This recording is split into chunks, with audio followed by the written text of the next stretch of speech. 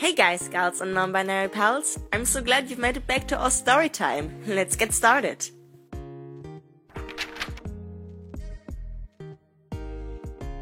Ever since the fusion incident, the Sanders household was never the same again.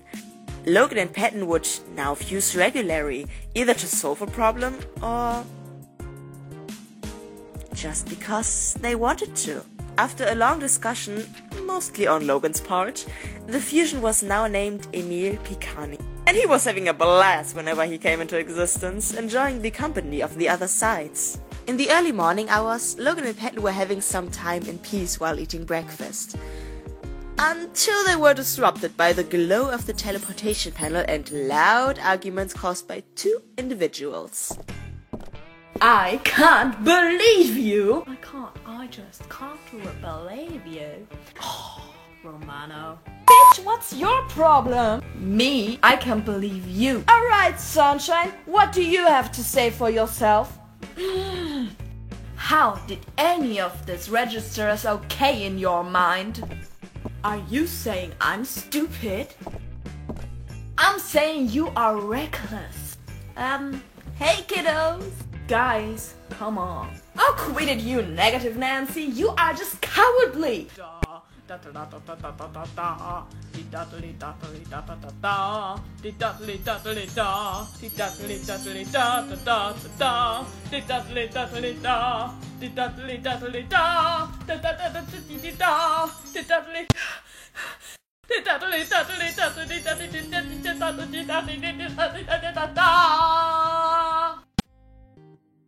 Does anyone need another session? Whoa, do it again?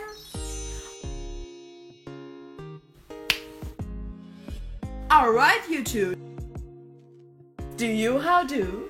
Let's calmly discuss what happened that made you so heated. Oh, I don't know. Ask Dr. Gloom over here. Oh, gladly. Romano was as always being stupid. Stop calling me that! Whoa, firing up even more. Before this escalates into an agni-kai, let's stop with the insults on both parties. Can we agree on that? Fine. Sorry, Virgil. No, you're not. Romano. Before Roman got a chance to deepen the fight, Emil intervenes and refocuses on the actual problem. Now, Virgil, I think you've mentioned earlier that Roman was being reckless. Anything happened on your little adventure time? If by adventure time you mean the horror trip Deceit made us go through, you are totally overreacting. It wasn't that dangerous. The floor was literally lava. And I would have had no problem crossing it if it weren't for your little tensions. I do not appreciate being held bridal style while you struggle to carry me over small stepping stones. Thank you very much. You just don't trust me, that's all. I don't work out for nothing, sir. Brain blast! Oh yeah. Though they were aware by now of Emil's sudden outbursts, it still scared them every time. Not that either of them would admit that. Do you guys remember the show Avatar: The Last Airbender? Since we bench-watched the show together, I'm gonna say probably. Great! And do you remember the element you associated with the most? Fire, obviously. It's basically passion. I have plenty of that. I'd say water, but what does that have to do with...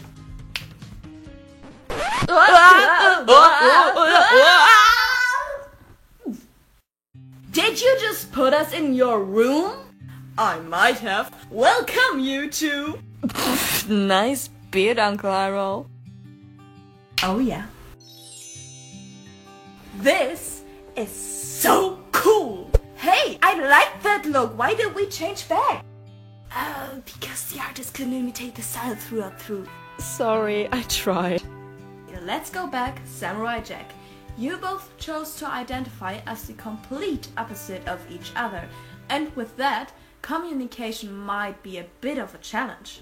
Fire is the element of power.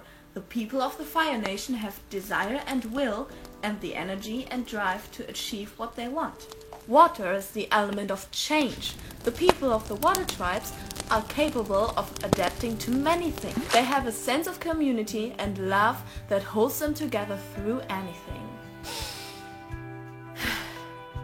I can see why you feel drawn to them. Even so, wonderfully demonstrated by the show, gathering knowledge and an understanding of the other nations and elements is an important thing. Roman, you remind me a bit of Zuko. You seem to care a great deal about how other people see you and letting your sense of self-worth being controlled by that, seeking some kind of approval that you are good enough. You also have shown some similarities with Toph, having a lot of pride in your abilities, but interpreting the behavior of others toward yourself as something negative, like trying to look out for you. Did you ever consider that you might think of the worst possible meanings instead of just not assuming ill intent on Virgil's part? Damn, Princey.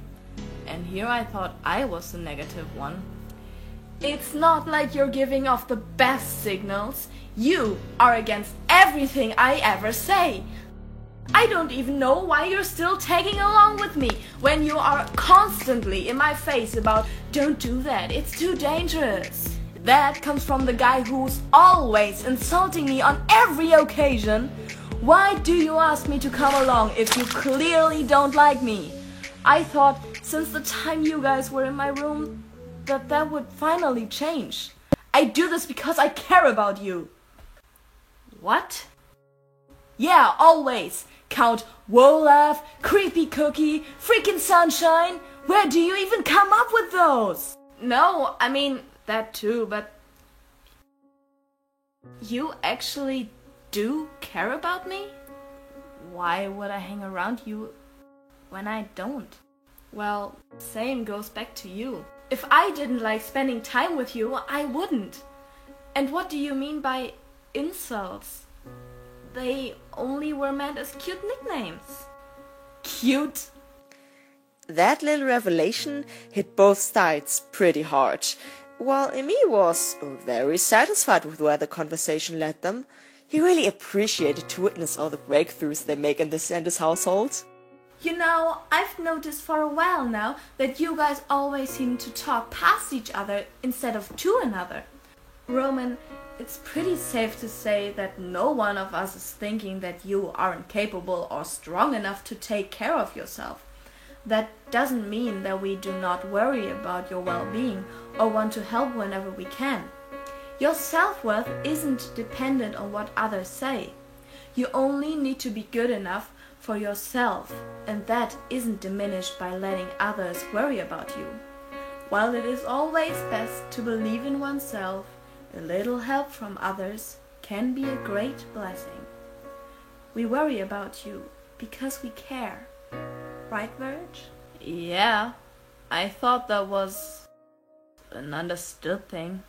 Virgil, while your feelings about Roman's nicknames are valid, you shouldn't lash out in a hurtful way because this, or with anything that Roman or someone else you perceive as negative might say.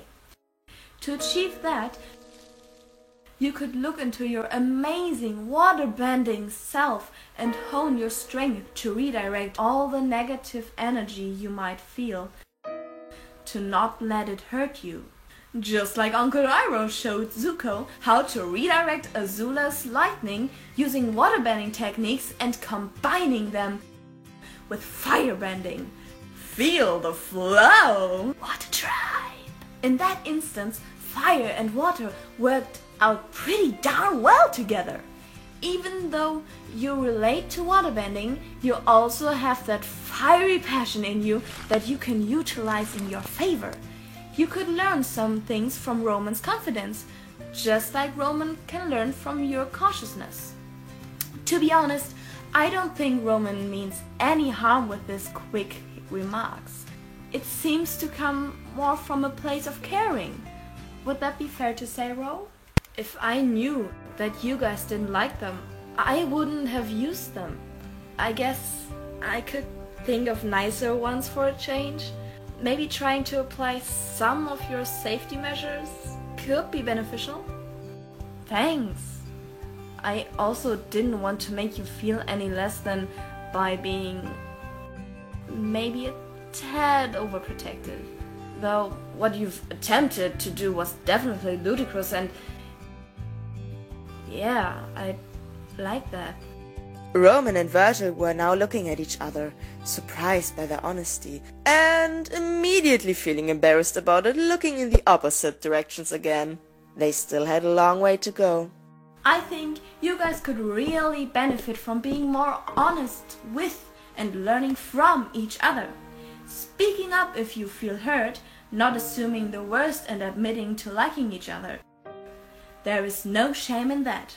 I mean, I already love you guys and I just came into existence a few weeks ago. You all can be so funny!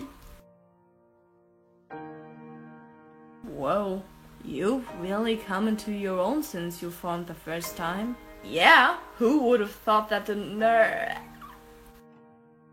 Teach and Pat could work so well together? While they are opposites of each other, that makes their combined strength even greater.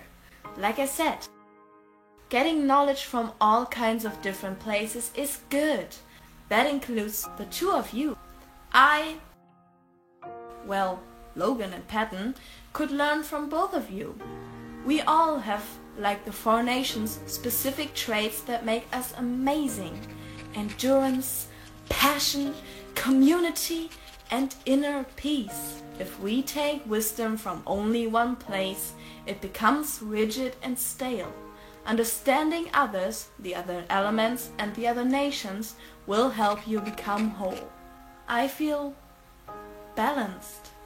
It's nice. Roman listened to Emil's words with stars in his eyes, while Virgil, just as intrigued by it, was trying to do his best not to break his facade. Hey, are we done here? I'm pretty exhausted. Oh, of course! And if you feel the need to talk again, tell Patton and Logan I'll be there in a flash. Literally. With these last words, Emil unfused again, revealing two very pleased sides. Roman and Virgil dug out to rest a bit from their adventurous day. Don't forget, kiddos! Tonight is family time, so choose a movie and or a board game. Well, that was a successful resolution. I don't know. I think there are still some things left unsaid. We aren't even at 1080p yet. Speaking of... While Logan was internally and externally cringing at this joke, Patton approached the TV, reaching behind the screen. What do you have to say for yourself, young man? The snake, despite all laws of biology, blinked at the emotional sight and seemed to smirk. I don't know what you mean. This was just a perfectly safe trip to retrieve some item I desperately need. And you've told Roman that in the exact same words? I merely told him that there is no need to worry about it. And what was that oh so important item? My hat? What are you talking about? It's part of your form. It obviously shapeshifts with you. That it has. What am I going to do with you? Preferably putting me down. I so don't like being in your arms. Patton laughs at this little lie and keeps petting him, with deceit enjoying the attention. He just couldn't stay mad at his fellow gems. You know, since your fusion is solving all of the problems in this household, it's been terribly dull. Someone has to keep me entertained. In other words, you feel left out. Logan, since when did you become so smart? Deceit shapeshifts back to his normal self and walks away. Pretty pleased with himself. Are you going to join us tonight, fam? You are part of our family. Emphasis on the ILY. Maybe. That could be taken both ways. We just have to wait and see then.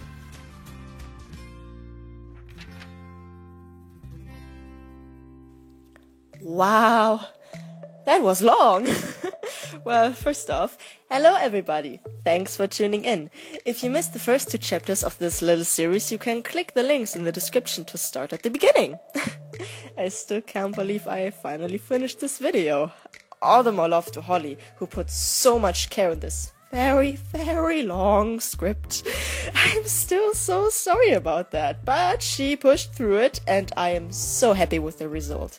Thank you as always for lending me your voice. Love you so much.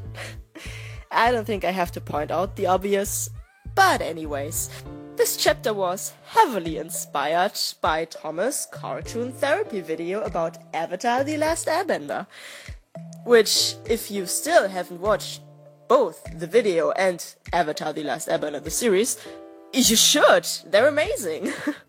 And maybe if you guys are really bored, you can look for all the references I put in here. Have fun with that. With that said, I hope you liked the video, and this is all, folks. Don't forget to stay fluffy. Bye. Oh, now I gotta get Head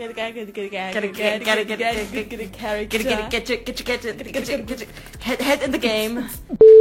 Oh, quit it, you negative Nancy. You are just cowardly. Coward, you know, bad guy. I never wanted to be the bad guy. Like Roman did say this in one of the videos. You negative Nancy. I just liked it, so I took it, and now it's mine.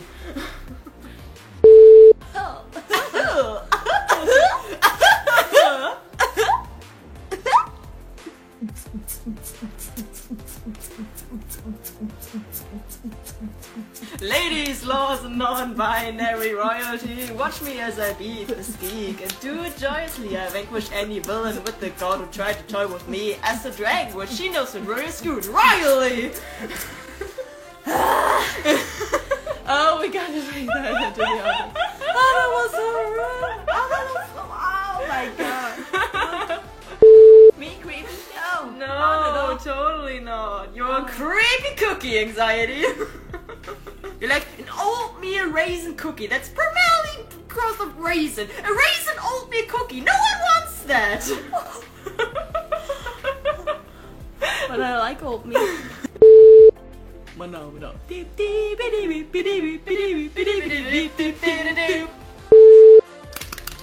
Is that electro?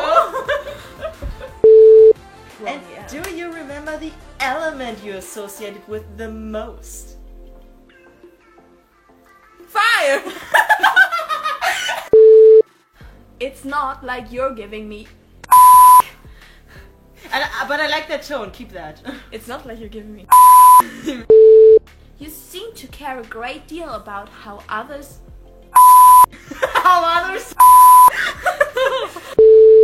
Right here. Your logical and cute daddy side.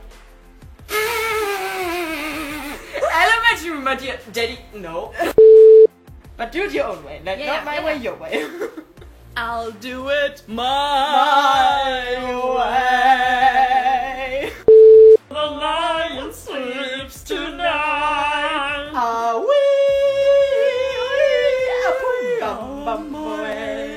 Pumbaa? Pumbaa, not in front of the kids. Oh, sorry. Hakuna Matata. What a wonderful phrase. Hakuna Matata. Ain't no passing train. I want a panda. I don't know this person. She just comes in here and steals my fluffy bunnies. I changed the locks 5 times. Get out. But they're fluffy. And I love them. I'm so excited. I just can't hide it. Calm down the seat. Show yourself. Falter. What are you talking about? It's part of your form. It obviously shift shape. Shift shape. Shift shaped. Yeah. Duh. Duh! Of course I love you. And with that final line, we're all exhausted and the script is done. Woo! Dang! We did this. We did this. So great. Oh, this is gonna be a hassle to edit. Yep.